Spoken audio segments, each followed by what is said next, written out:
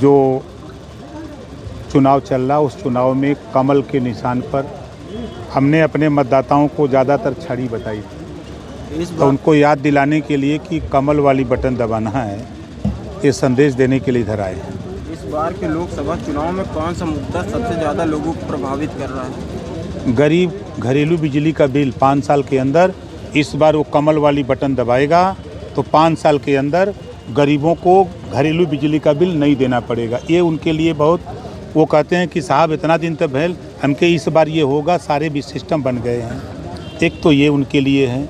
5 साल के अंदर कक्षा 6 से रोजगार परक शिक्षा लागू होने जा रही है। 24 के बाद ये 5 साल के अंदर ये शिक्षा लागू हो जाएगी। तो ये उनके दिमाग में बात समझ में आ रही है कि हमारे बच्चे के हाथ में हुनर होगा तो हमारा बच्चा कहीं भी कारोबार कर सकता है, रोजी रोटी कर सकता है। यूपी में 2 लड़कों की जोड़ी कितना कमाल करेगी, आपको क्या लगता है? वो बच्चे हैं, हम उनके चच्चे हैं। जनसंख्या वृद्धि को लेकर लोग तरह तरह की बातें कर रहे हैं। आपके भी पार्टी के नेता तो इस पे भाजपा से जुड़े हुए, तो इस पे क्या कहना चाहते हैं? देखिए, जो लोग कह रहे हैं विपक्ष के लोग, वो जनता के बीच में नहीं बोल रहे हैं। वो बोल कहाँ रहे हैं? आपके बीच में। अभी भाजपा के ही नेता साक्षी महाराज ने कहा 4 बीवी और 40 बच्चे नहीं चलेगा, इस पर आपकी क्या राय है? ये उनका व्यक्तिगत बयान है। ठीक है। मंत्री जी, आज राहुल गांधी और अखिलेश यादव ने प्रेस वार्ता की है और ये कहा है कि मोदी सरकार जो है ये इस चुनाव में 150 के पार आंकड़ा नहीं जाएगा, जो 400 का लक्ष्य दिया गया है। देखिए, आप लोग गवाह हैं।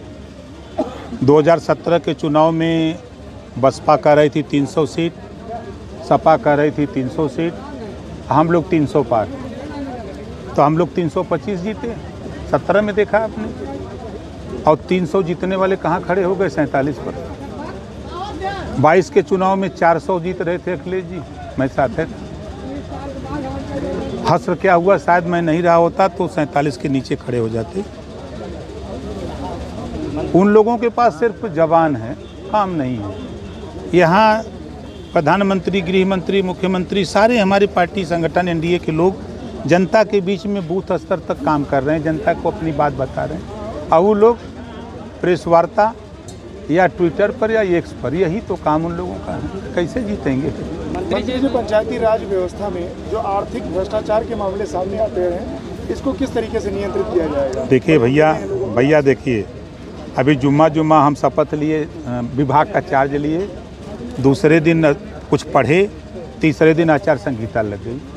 तो जो चीज़ें हमको जानकारी होगी उसको हम दूर करने का प्रयास करेंगे। सपा ने अभी अपना यहाँ से प्रत्याशी बदला है, इसको लेकर क्या कहेंगे? वो तो पुरानी आदत है, प्रत्याशी नहीं, कहीं औरों कुछ न बदल दें। ऐसे मेनका गांधी जी के सीट फंसती हुई नजर आ रही है नए प्रत्याशी आने से। आप देखिएगा, भारी बहुमत से हम लोग चुनाव जीतेंगे।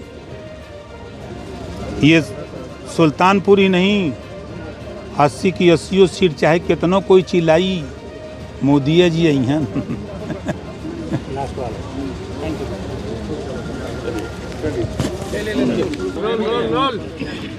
कैबिनेट मंत्री ओम प्रकाश राजभर जी आपके समर्थन में आए हैं, इसको लेकर आप? नहीं, मैं बहुत खुश हूँ कि मंत्री जी ओम प्रकाश राजभर जी आए, और मैं और भी उनको धन्यवाद देती हूँ क्योंकि उनकी माताजी का देहांत अभी हुआ था। ये मीटिंग कैंसिल कर सकते थे, लेकिन फिर भी वो आए, और उनकी डेडिकेशन को मैं दाद देती हूँ। मंत्री जी द्वारा बिजली माफी पर कहा गया है, उस पर आप क्या कहना चाहते? मैं इस पर कुछ भी नहीं कह सकती, जो जितना कहना था उन्होंने कह दिया। ठीक है, ठीक। सांसद जी, यहाँ के क्षेत्रवासियों से क्या आह्वान है आपका?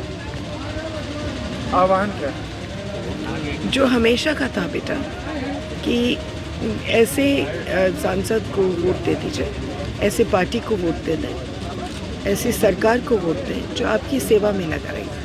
बस। थैंक यू थैंक यू बेटा।